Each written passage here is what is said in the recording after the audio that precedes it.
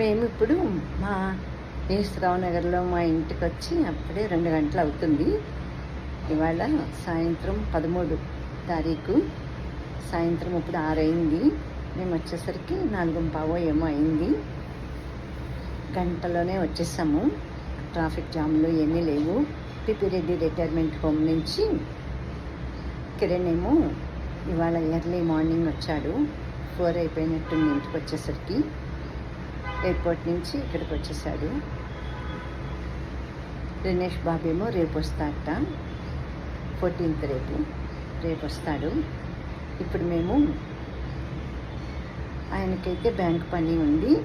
ఆ తర్వాత మొత్తం మేము నలుగురం కలిసి ఇక్కడ మా ఇంట్లో ఉండటానికి డాక్టర్ ఈశ్వరరావు నగర్లో ఉన్న మా ఇంట్లో ఉండటం కోసం 1 వారం లేకుంటే 8 రోజులు అవుతుంది. దినేష్ బాబు వెళ్ళిపోయే వరకు అందరం కలిసి ఉండటం కోసం వచ్చామన్నమాట. బ్యాంక్ పని ఒక్క రోజులోనే అయిపోతుంది. ఇదంతా కూడా ఆయనకి అంతాను నార్మల్ అయిపోయింది. కూర్చోవటం ఏంటి, ఎక్కడైనా గంట ఇవాళ మార్నింగ్ అయితే ఏకంగా 1 అవర్ జర్నీ చేసి యశోద హాస్పిటల్కి వెళ్ళొచ్చారు. అన్ని రివ్యూస్ అవిని అంతా బాగానే ఉంది. ఆయన ఒక్కరే వెళ్తున్నారు. కాకపోతే అక్కడ అటెండర్ మాకు లేకపోయినా కానీ వేరే వాళ్ళని ఇతనే ఉంటాడని అంతే, ఏమీ లేదు, అవసరమే లేదు. అట్లాగా పంపించారు. ఆయన అక్కడ గంట అయిపోయాక మళ్ళీ లంచ్ చేసేసి కాసేపు రిలాక్స్ అయ్యారు అంతేను. మళ్ళీ ఇక్కడ తయారయ్యి వచ్చేసాము.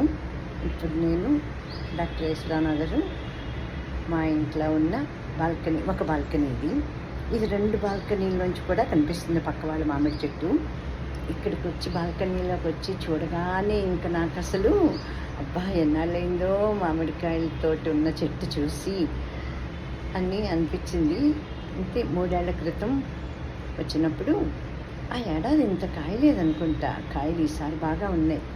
మేము 2022లో వచ్చి అప్పుడు కూడా అంతే జూలైలోనే వచ్చాము. ఇప్పుడు కూడా జూలైలోనే వచ్చాము. 22లో వచ్చి జూలైలో వచ్చి మళ్ళాను జనవరిలో వెళ్ళాము. ఎస్, మేమిద్దరమేను.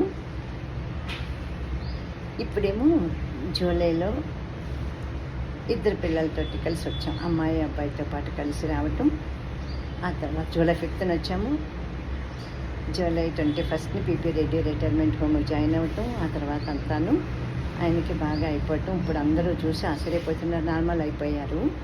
వాకింగ్ ఏంటి అంతాను భగవంతుడి దయ, అమ్మవారి దయ. ఇప్పుడు ఇక్కడ ఈ చెట్టు చూసిన వెంటనే నాకు తీసుకోవాలనిపించింది.